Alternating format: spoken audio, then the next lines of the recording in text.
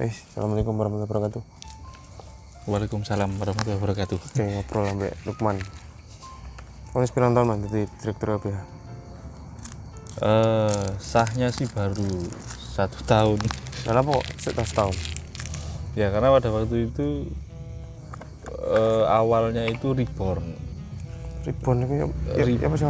Reborn itu persiapan katanya. Jadi Caretaker? Apa? Caretaker? Ya, pembentukan caretaker terlebih dahulu, mempersiapkan semua apa yang diperlukan.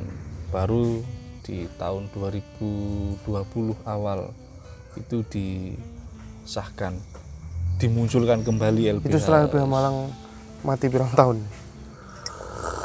Kurang lebih di tahun 2000 berapa ya, 17-an, sekitar 3 tahunan. Oke man, kon kan di sebagian titik kan meneruskan prosesku nang Sendang Biru ya. Ya. PR yang belum terselesaikan. PR yang tidak akan pernah Selesai. Nah, si masuknya kemana? Maksudnya setelah itu kasusnya apa yang banyak ada di Sendang Biru? Like zamanku dulu kan konflik dengan perhutani ya. Ya. Saiki apa? Ya sebetulnya konflik dengan perhutani itu kalau aku melihat itu kan itu hanya soal perizinan sebetulnya. Ketika izin itu selesai artinya itu kan clear. Berarti tapi perhutanan sosial adalah solusi ya? dia Untuk Sendang Biru ya? Iya, tapi dia bukan jawaban yang pasti Kok iso? untuk penyelesaian masalah itu kan. Akhirnya kan sampai sekarang pun perhutanan sosial itu masih bermasalah di sana. Apa yang menjadi masalah di sana? Yang jadi masalah itu mungkin untuk perhutanan sosial. Yang terlihat sekarang itu adalah soal pembagian wilayah atau tapal batas. Itu yang menjadi problem saat ini karena tidak semua warga yang ada di sana itu menerima terkait dengan adanya perhutanan sosial. Itu yang menjadi problem untuk saat ini. Sehingga kalau dulu mungkin gesekannya antara masyarakat dengan perhutani, sekarang malah lebih kompleks lagi. Warga itu siapa? Kenapa? Warga itu siapa? Maksudnya kan tidak ya Pak Sab sendiri kan warga. Ya. Apa namanya, orang-orang di CMC 3 Warna adalah warga. Warga yang tidak berpihak kepada perhutanan sosial siapa? Ya. Kalau itu sebetulnya warga yang tidak sebetulnya ini sama-sama warga, sama warga masyarakat. Satu itu dalam konteks dalam perhutanan sosial, satunya mereka masih terikat atau ingin terikat dengan perhutani, perhutani dengan PKB-nya, perjanjian kerja samanya, walaupun PKS. Walaupun sebetulnya dua hal ini sebetulnya sama, hanya ngomong soal izin pengelolaan saja.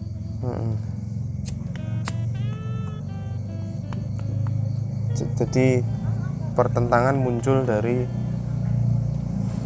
motifnya apa ngono lho, maksudnya motif ketika ini kan ada warga yang terkendala terkait pengelolaan hutan untuk kepentingan konservasi ya, kemudian muncul perhutanan sosial memberikan peluang lebih dari 1 tahun untuk bisa mengelola area konservasi.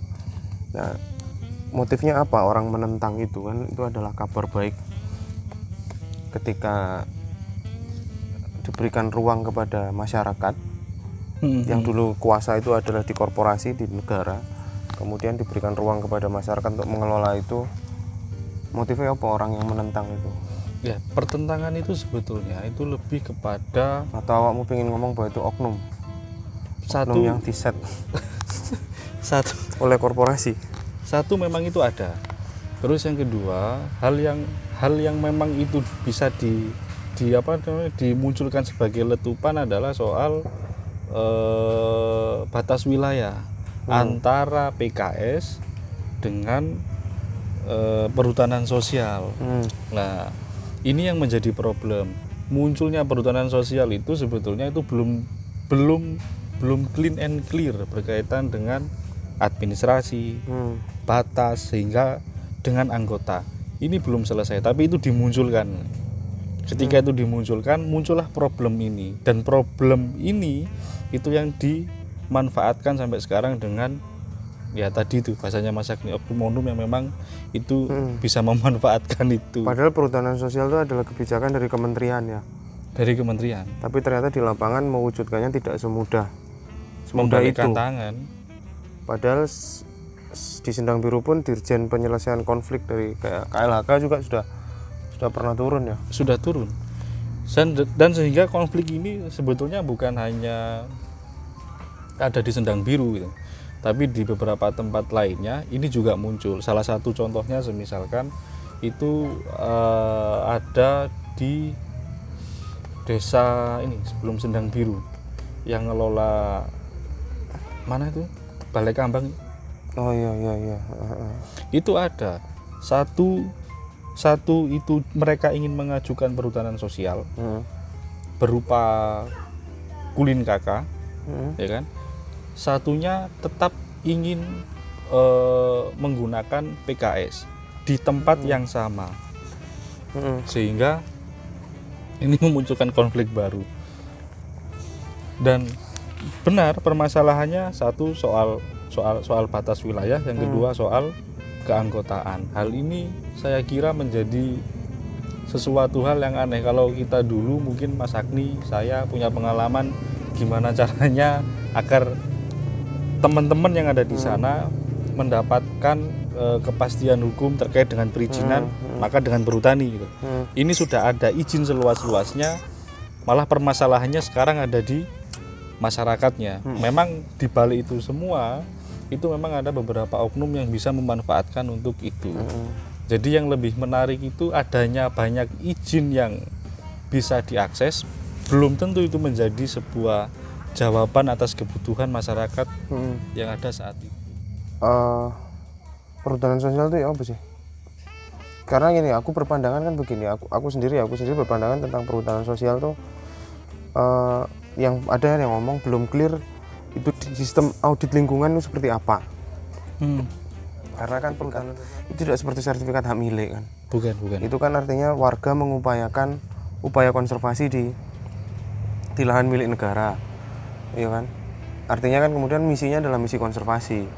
Nah, tapi soal kelayakan terhadap warga yang mengelola itu kan basisnya adalah audit lingkungan yang dilakukan secara berkala ya. Itu ya apa? Ya, kalau ngomong soal perhutanan sosial sendiri sebetulnya gitu. Atau inilah dari bahasa hukum, apakah perhutanan sosial itu adalah salah satu solusi untuk konflik agraria? Enggak. Bukan. Dia bukan salah satu konflik dari penyelesaian agraria. Gitu ya. Karena begini, kalau misalkan kenapa saya bilang enggak, coba kita untuk seorang ketua LBH Malang, esensi dari konflik agraria itu apa sih? Jadi kalau saya mengamati bahwa konflik agraria ini itu lebih mendasar sebetulnya, bukan berkaitan soal hak milik atau kepemilikan, tapi bagaimana tata kelola terkait dengan pengelolaan itu yang sebetulnya bisa dimanfaatkan sebesar-besarnya oleh masyarakat. Itu sekarang semisalkan pemanfaatan tanah untuk masyarakat ya? Untuk masyarakat tanpa perantara ya? Tanpa perantara. Ini bukan tentang warga memiliki tanah, tapi bagaimana dia bisa mengakses itu. Bisa mengakses itu. Oke.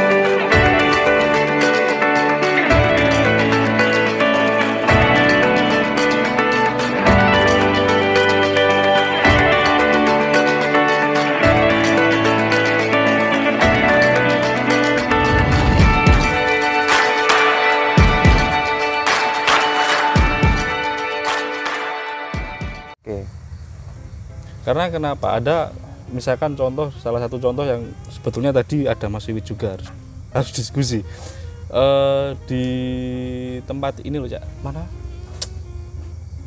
Kopi daerah Dampit. Kali Bakar. Kali Bakar itu kan memang sangat waktu dulu benturannya sangat keras dengan PTPN, ya kan? Pada hakikatnya gimana caranya agar masyarakat itu memiliki akses untuk melakukan pengelolaan, bukan penguasaan secara hukum. Artinya bisa diselesaikan enggak? Bukan begitu. Kenapa kok seperti itu? Karena takutnya ketika itu nanti menjadi milik perseorangan, akan ada apa namanya, istilahnya begini, takutnya nanti ke depannya itu bukan lagi menjadi lahan pertanian pure murni untuk menghidupi masyarakat yang ada saat ini, tidak. Tapi ketika itu menjadi milik perseorangan, bisa diperjualbelikan, bisa ini dan sebagainya, dengan keadaan yang sekarang, sehingga tidak memungkinkan untuk masyarakat akan kehilangan tanahnya lagi, gitu loh. Tapi ketika masyarakat diberikan akses untuk melakukan pengelolaan tersebut, maka ini menjadi lain. Dia tidak bisa diperjualbelikan, tapi dia bisa dikelola untuk kepentingan masyarakat sekitar. Akhirnya kan akses untuk pengelolaan tanah ini kan yang lebih penting menurut kita. Iya. Artinya kemudian, itu mau kan balik tadi bahwa agraria itu bukan tentang bagaimana masyarakat memiliki tanah, bukan. Tapi soal bahwa ketika masyarakat dihadapkan pada satu sumber daya yang disebut sebagai tanah, mereka tetap harus punya, mereka seyogianya punya akses terhadap itu ya. Iya. Karena Terhadap begini itu juga. Ketakutannya adalah contoh semisalkan soal program sertifikasi tanah. Program sertifikasi tanah yang dimana dulunya tanah itu dimiliki secara komunal, akhirnya dipecah menjadi perseorangan. Muncul masalah baru menurutmu? Muncul masalah baru. Tanah yang dulunya dikelola untuk pertanian dimiliki oleh perseorangan, memiliki hukum sendiri, keperikatan keperdatan sendiri berupa SHM, bisa dilakukan jual beli, bisa ini dan lain sebagainya. Tanah dulunya itu tanah lahan produktif, diperjualbelikan ke seseorang, dibuatlah perumahan dan lain sebagainya. Hal itu memungkinkan bisa kalau dimiliki secara perseorangan. Tapi dimiliki secara komunal, ketika berbicara soal akses itu akan susah. Sehingga memang agak kita berpikirnya berbeda, paradigma berpikirnya bahwa problem soal agraria ini problem soal gimana caranya masyarakat diberikan akses seluas-luasnya untuk mengelola lahan tersebut sebagai salah satu penghidupan ke mereka. Tapi maksudku ketika kemudian ide tentang perhutanan sosial ini muncul, kenapa menjadi seperti euforianya ya di masyarakat yang berkonflik dengan tanah, itu seperti oase di tengah padang gurun, seperti sesuatu yang dinanti-nanti loh maksudnya. Euforianya kan di awal begitu ya. Iya.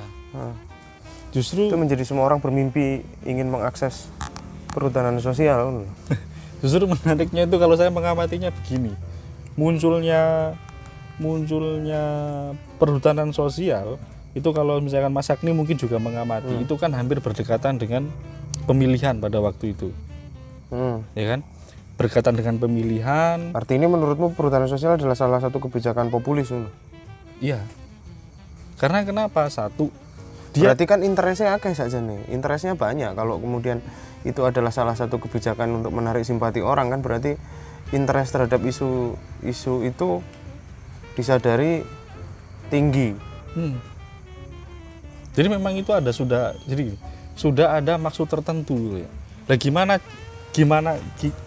tidak memunculkan sebuah permasalahan yang baru, orang mau mendapatkan hak kelola terkait dengan tanah-tanah tersebut, tapi belum terselesaikan soal pengukuran, soal keanggotaan dan lain sebagainya, sehingga seolah-olah dua hal yang penting ini itu dikebut.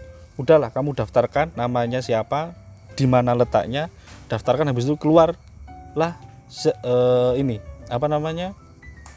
SK terkait dengan perhutanan sosial. Oh, menurutmu kesannya menjadi terburu-buru ngono ya? Kesannya menjadi terburu-buru gitu. Ini seperti prona, terus orang dibagi-bagi. Iya. Kayak kebijakan sinterklas tiba-tiba muncul ngono.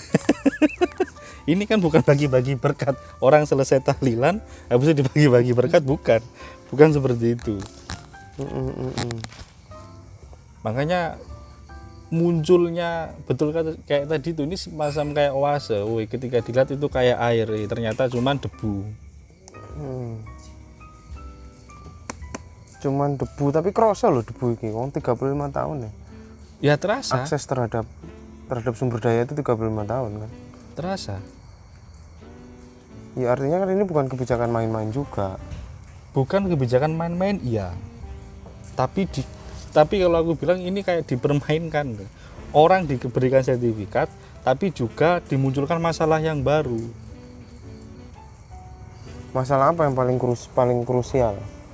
Masalah yang paling krusial dan akan sulit untuk diselesaikan adalah soal tapal batas. Tapi itu kan soal teknis loh. Tapi itu menjadi sesuatu hal yang sampai sekarang pun sulit untuk diselesaikan. Tapal batas itu kan menjadi penting ketika siapa berlawan dengan siapa. Lah seharusnya sebelum menurutmu masyarakat yang mengajukan klaim ini berlawan dengan siapa? Jadi begini, sebelumnya kan begini ya. Ketika kita mau memberikan akses kepada seseorang, misalkan sampean memiliki program nih. Oke, ini tanah saya, sampean kelola. Tanah yang mana? Jangan-jangan nanti masuk ke dalam tanah saya lagi. Padahal saya nggak setuju dengan program sampean. Nah, harusnya kan ini diselesaikan terlebih dahulu, gitu loh. Bukan diselesaikan di belakang. Tapi kan organnya tunggal.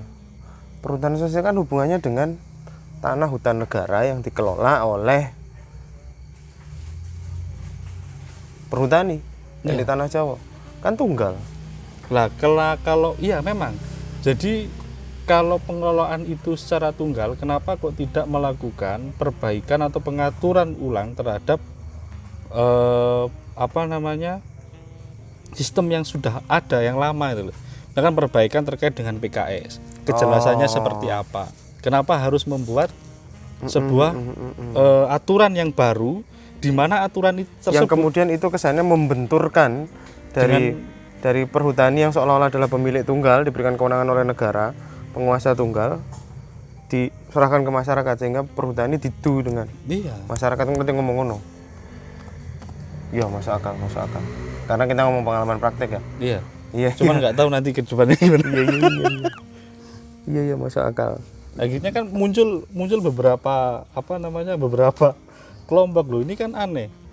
Gitu, oke lah. Hutan ini adalah milik dari hutan ini hutan ini kan KLHK sebetulnya tuannya.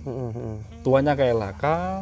Terus yang berhak mengelola itu adalah BUMN melalui perhutaninya. Ya kan? Karena mereka yang memiliki tata kelola terkait dengan hutan dari lingkungan hidup dari KLHK, maka dia memiliki kewenangan untuk membuat kerjasama dengan masyarakat sekitar terkait dengan pemanfaatan lahan yang mereka kelola. Gitu. Lah terus kenapa dari KLHK juga membuat perhutanan sosial yang sama-sama melakukan pengelolaan dan sama-sama bisa dikerjasamakan dengan perhutani.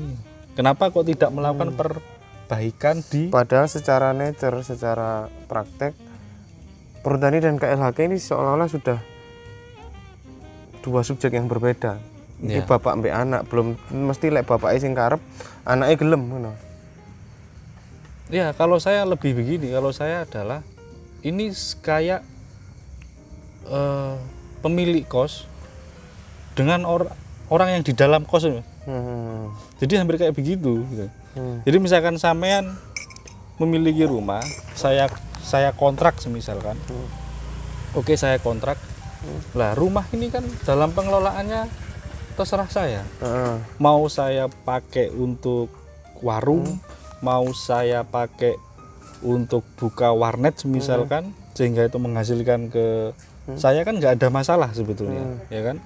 Lalu sampean melihat loh ini kok pengelolaannya kayak begini, aku piye, akhirnya buatlah sampean dikontrakkan kepada pihak lain. Sementara walaupun bisa kerjasama dengan saya. Sementara pengontrak pertama merasa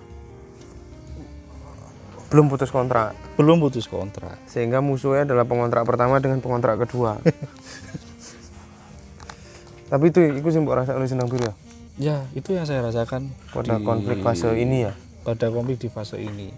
Saya nggak tahu lagi dalam perkembangannya, misalkan mau ada program untuk sertifikasi. Jadi tanah yang tidak dikelola lagi itu bisa disertifikatkan. Cuman saya belum tahu Tanah itu. yang tidak dikelola lagi, dikelola oleh siapa? Jadi begini, salah satu contohnya kayak di daerah yang tadi itu yang kopi, Kali Bakar. Kali Bakar. Kemarin ada beberapa orang dari pemerintah kabupaten sempat kontak Mas Wiwit untuk melakukan mapping terlebih dahulu kepada teman-teman di Kali Bakar sebagai salah satu program awal untuk pemberian sertifikat. Gitu loh. Padahal kita tahu dulu itu gimana benturannya dengan PTPN. Nah, hal-hal kayak begitu itu memang ada beberapa peraturan yang baru yang memungkinkan untuk itu. Cuman memang saya belum sempat baca sih, jadi saya belum tahu detail terkait dengan program sertifikasi tersebut. Dan memang itu sudah terdengar ke teman-teman Malang Selatan. Termasuk Jadi sertifikat hak milik ya? Iya. Dari tanah milik negara? Iya.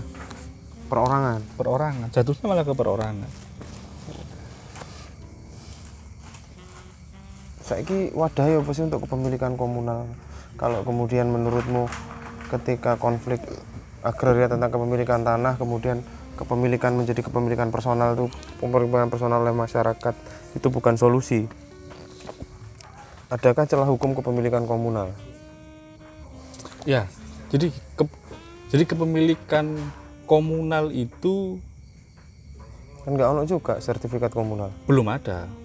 Ya. Dalam prakteknya memang belum ada. Artinya masyarakat di satu ini memiliki, Belum ada. Dan memang biasanya praktek masyarakat yang memiliki, kelompok masyarakat yang memiliki, bukan individu A, B, C ini. bukan.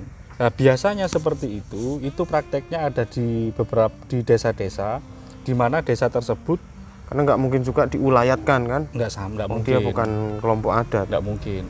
Di mana desa tersebut ketika dia dalam undang-undang desa kan pemerintah, kepala desa sekarang sudah tidak boleh mendapatkan bayaran melalui pengelolaan lahan, tapi itu kan masuk dalam APBDes. Lah, lahan yang dulunya itu lahan yang dimiliki oleh desa akhirnya disewakan kepada masyarakat untuk dikelola sebagai lahan pertanian dan itu bergiliran. Gitu loh. Dalam prakteknya Diatur oleh desa, regulatornya siapa? regulatornya oleh desa. Jadi bisa jadi aset desa dulu dong. Harus jadi aset desa dulu. Oh, oke, ya itu solusi ya. Itu salah satu gambaran Kepemilikan yang memang komunal sudah ada. adalah menjadi aset desa begitu ya. Menjadi aset desa. Kemudian diatur dengan regulasi desa. Jadi bengkok sih lah ya. Jadi bengkok. Nah, tanah-tanah bengkok yang sekarang yang ada itu untuk mendapatkan APBDes-nya kebanyakan disewakan kepada warganya sendiri secara bergiliran. Itu salah satu solusi daripada Gambaran yang ada sekarang kayak begitu. Karena memang belum ada sertifikasi secara komunal itu belum ada. Tapi dengan gambaran bahwa ini ternyata gambarannya adalah harus ada desa dulu untuk memiliki tanah sehingga itu bisa dikelola oleh warga. Sehingga basis kesatuan masyarakat terendah untuk urusan agraria adalah desa. Ya. Oke. Man saya ngomong soal tentang LBH. Apa kok gelem nyekel LBH? Ya, jadi satu hal yang kenapa di satu perguruan tinggi satu angkatan ada 4.500 orang kon gelem nyekel dan mau melakukan sesuatu yang sifatnya pro bono ya. Pro bono. Ya, salah satu hal yang meracuni saya sampean. Ya. Aku mau Ya karena mungkin sudah tahu kalau itu racun, makanya saya nggak mau gitu kan. Akhirnya saya tertular racun itu sendiri. Tapi begini memang. Apa sih arti penting LBH? Buat saya LBH itu adalah satu wadah saya sendiri untuk belajar. Itu yang pertama. Yang kedua adalah membentuk karakter saya sendiri. Terus yang ketiga, hal yang paling terpenting adalah kehadiran LBH itu untuk orang-orang sekitar. Ini lembaga hukum yang mungkin berbeda dengan kantor hukum lainnya. Kita belajar bersama di sana, berkembang bersama di sana, yaitu yang bisa enggak dalam kehidupan bersosial, sosial kemasyarakatan. Iya. Kenapa penting ada LBH pos? Kan loh maksudnya, kenapa separah itukah keadilan hukum di kita sehingga harus ada lembaga pro bono? Ya, karena tidak ada perkara hukum itu yang murah sebetulnya, Mas. Oh iya. Semua perkara hukum itu mahal, tapi dengan adanya LBH harapannya memang itu bisa terjangkau gitu loh. Bisa menjangkau. Dengan adanya undang-undang bantuan hukum, awakmu ngerasakno tuh secara operasional LBH. Ya. Dan terbantu karena kan harusnya negara yang hadir. Iya. Secara filosofi kan ini adalah peran negara untuk hadir. Ya, membantu orang-orang dalam kasus hukum yang tidak murah ini. Ya terbantunya iya. Cuman kalau untuk membantu secara penuh, saya kira itu masih belum. Karena secara penuh itu secara kelembagaan. Ya, karena kan bantuan hukum itu kan itu hanya per case, gitu loh Mas. Sementara tapi nyocok. Tidak. Gambarannya pira sih? Per kasus berapa negara bisa kasih orang? Itu untuk per kasusnya kurang lebih sekitar 5. Maksimal 5 juta. Level beratnya kasus? Level beratnya kasus itu kan tergantung dari ini. Ya, semuanya hampir disamakan. Cuman kan perbedaannya di LBH kan nggak semua kasus kita bisa terima gitu. Enggak, artinya kan negara sudah menyediakan itu, iya. Pembiayaan itu untuk apa? Untuk pendampingan hukum yang sifatnya pro bono dibiayai oleh negara. 5 juta itu mau banding kasasi? Iya. Atau sampai putus? Sampai putus pokoknya. Sampai putus. Siapa yang bisa mengajukan? LBH nih kan? Yang bisa mengklaim kan? Iya. Jadi gini, proses untuk mendapatkan dana bantuan itu memang tidak mudah. Harus ada sertifikasi ulang terkait dengan kelembagaan. Lah kebetulan karena LBH Pos Malang itu kita juga berjejaring dengan LBH Surabaya, maka yang bisa mengklaimkan itu adalah LBH Surabaya. Oh. Jadi ada persoalan itu juga ya. Ya. Kalau seandainya dari warganya sendiri yang mengajukan? Kalau dari warganya sendiri yang mengajukan itu bisa di saya pernah pengalaman mengajukan itu di PN, tapi memang kuotanya terbatas. Jadi kuota terbatas itu ada atau enggak itu tergantung. Kalau enggak ada berarti enggak bisa. Kuota nih? Ada. Saya ingatku dulu di PN sebelum saya di LBH, saya kan pernah di kantor sebelah juga, membantu itu juga. Ternyata Mas ini kuotanya sudah enggak ada itu. Terkait dengan kasus-kasus untuk slot pendanaan untuk kasus yang memang harus dibantu untuk itu. Kalau melalui Kemenkumham, ya klaim dulu, dibiayai di awal dulu, nanti akan diklaimkan setelah putusan itu selesai atau inkrah. Berarti kon iso ngomong negara belum hadir loh. Belum penuh. Kalau secara praktek sih kayak ngono. Belum penuh hadirannya. Ya mungkin bisa dibilang see you, halo Mas Agni, gimana kabarnya? Iya. Terus apa awakmu? Sementara itu tadi seberapa penting orang tuh harus didampingi? Sebetulnya kalau seberapa penting orang didampingi itu sangat penting ya, sangat penting. Jadi gini, mungkin perbedaannya dengan kantor hukum lainnya adalah pendampingan yang dilakukan di LBH mungkin sama dengan sampean yang dampingi teman-teman di Malang Selatan. Itu kan volunteerism, Iya, kerelawanan. kerelawanan memang. Awakmu yang merasa LBH adalah kerelawanan, Iya, bukan profesi no? profesi itu kan hanya melekat ke diri seseorang. Kebetulan karena memang profesi saya sebagai seorang pengacara, tapi di LBH sendiri tidak menutup kemungkinan orang yang tidak berbasis pengacara pun juga bisa gitu. Awakmu merasa sebagai pengacara dan di LBH kan merasa lebih noble, Maksudnya gimana? lebih suci daripada pengacara yang lain? Enggak. Dan terus apa yang menyebabkan seseorang mengabdi untuk LBH? Kalau buat saya secara pribadi adalah ketertarikan saya itu pengabdian di LBH, gimana caranya menyelesaikan sebuah permasalahan itu di luar hukum malah. Jadi jangan ini.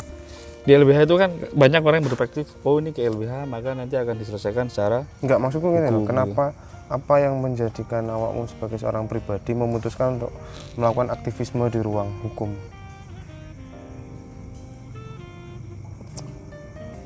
Karena itu tadi, tidak semua orang itu bisa menjangkau dalam dan berproses di hukum itu sendiri ya. Iya boy, jelasnya nih ya. Iya. Orang lain butuh, ada banyak victim di luar sana, ada banyak orang yang butuh orang-orang seperti awakmu. Tapi maksudku kenapa kamu mau menyediakan diri? Selain awakmu mau merasa bahwa ya di sini saya belajar. Tapi di law firm sekalipun kan bisa belajar. Bisa. Tapi ada beberapa hal yang berbeda dan mungkin tidak akan di ini ya. Apa yang menjadikan seorang sarjana hukum begitu lulus dia memilih di law firm dan di LBH? Apa yang menjadikan dia berbeda? Treatment apa yang menjadikan dia berbeda? Perbedaannya adalah di LBH itu uniknya melakukan pendampingan itu bukan hanya soal pendampingan hukum saja gitu loh. Pendampingan hukum itu hanya bagian treatment kecil untuk menyelesaikan problemnya mereka. Oke. Problem hukum mungkin bisa selesai, tapi problem yang lain itu akan belum terjawab. Di LBH kita terbiasa untuk melihat persoalan dari akarnya. Jadi persoalan sistemiknya, jangan dilihat soal menangani kasus per kasusnya. Bukan. Sementara di law firm kita melihat case per case. Case per case. Bagaimana ini diacarakan, ngono ya? Iya. Beracara. Nah, ini kan soal bagaimana menyelesaikan, seandainya menyentuh pun sampai ke bagaimana berpikir tentang kemiskinan struktural ya. Iya. Ya. Bagaimana cara menyelesaikan advokasi itu nggak sesimpel beracara nggak saja. sesimpel beracara. Bahkan makanya tadi kenapa penyelesaian hukum apalagi di persidangan itu adalah obat paling akhir. Jangan dijadikan di utama. Itu perbedaannya di sana. Tapi gini, aku pernah ada di volunteerisme kayak ngono ya. Saya merasa sebagai seorang sarjana hukum tuh, kalau saya aku patok bangkrong di ilmu hukumku, saya kan seperti orang menunggu persoalan di hilir saja. Iya. Sementara persoalan-persoalan sosial itu basisnya kemiskinan struktural, dia bisa diselesaikan di hulu. Tapi tidak perlu ruang hukum untuk bisa. Bukan tidak perlu ruang hukum, perlu kapasitas di luar hukum untuk bisa menyelesaikan. Iya. Menyelesaikan itu. Iya. Itu penting. Dan menurutku itu adalah tetap advokasi. Ya, itu memang bagian dari advokasi. Salah satu strategi. Kayak misalnya kembali lagi ke Sendang Biru, kenapa penting ngomong pariwisata daripada orang masuk hutan untuk merusak, lebih baik dia masuk hutan untuk menjual jasa kewisataan tanpa harus merusak hutan. Itu menarik. Ini kan soal orang tidak punya referensi tentang bahwa untuk mendapat keuntungan dari hutan kamu nggak perlu potong pohon. Iya. Kamu bisa jual jasa kepemanduan, bisa jual ini dan macam-macam. Iya. Itu penyelesaian persoalan secara sistemik loh. Apakah itu masuk advokasi menurutmu? Menurut saya itu masuk bagian dari advokasi gitu loh. Ya, lagi sekarang begini, kalau advokasi itu hanya kita kebanyakan bayangannya mungkin dulu ya waktu kita kuliah misalkan Iya. itu advokasi itu adalah bagaimana caranya kita ya kan? Oh, yang kita pahami adalah advokasi Dulu kebijakan. dulunya kayak begitu. Tapi setelah kita Padahal ada advokasi struktural. ada advokasi struktural yang perlu kita bangun. Iya, iya, iya. Bahwa menyelesaikan persoalan dari hulu, mencegah terjadinya persoalan itu adalah bentuk advokasi juga. Bentuk advokasi juga. Nggak perlu kan jadi pemadam kebakaran nunggu Nggak perlu. kasus, Nggak nunggu itu perlu. dideklarasikan sebagai sebuah kasus. Nggak perlu. Iya, kalau dalam bahasa, dalam literatur yang berkembang sing diproses saiki itu disebut sebagai kerentanan. Jadi modal penghidupan manusia itu ada kerentanannya, vulnerability lah. Vulnerability ini adalah warning Nah, akan terjadinya anomali. Nah, anomali ini harus diselesaikan. Harus diselesaikan, vulnerability ini harus diselesaikan. Misalnya penghidupan masyarakat itu rentan di kemampuan sosialnya, di relasi sosialnya. Itu diselesaikan dulu Iya. supaya nggak muncul konflik berikutnya. iya. Dia rentan di faktor alamnya. Ya kita selesaikan dulu supaya tidak muncul persoalan Iya yang lainnya. berikutnya. Heeh, betul itu. Tapi di beberapa orang ngomong itu bukan ranah sarjana hukum. Ya karena juga nggak ada fakultas advokasi gitu. Kecuali vokasi kan gitu. Iya, iya. Advokasi itu gimana caranya kita membuatku gimana caranya kita untuk membantu seseorang menyelesaikan problemnya. Ya mungkin kebetulan saya sampean itu basicnya hukum. Cuma kan kebanyakan yang kita lakukan itu di luar hukum. Sampean ngomong soal pariwisata, pengembangan pariwisata, padahal basicnya bukan sarjana pariwisata, basicnya sarjana. Tapi ya kenapa ngomong pariwisata ya karena berangkat dari kasus yang didampingi. Awalnya kasusnya hukum, kemudian muncul ternyata solusinya adalah pariwisata berkelanjutan. Iya. Dan kenapa aku patok bangkrong di hukumnya? Kan kayak harus bergeser mempelajari itu kan. Iya. Iya. Karena ya itu tadi hukum itu Hukum itu sama luas, kayak- Bro. sangat luas. Hukum itu Multidisipliner. sangat luas. Dan kegiatan-kegiatannya kebanyakan orang-orang hanya memahami itu, oh wong hukum ini mesti akan ada di ujung sebagai pemadam kebakaran. Kesannya ngono ya. Kesannya seperti itu, padahal enggak. Iya. Ya wis. Oke, Man, cukup. Terima kasih. Siap, cacakku. Assalamualaikum warahmatullahi wabarakatuh. Waalaikumsalam.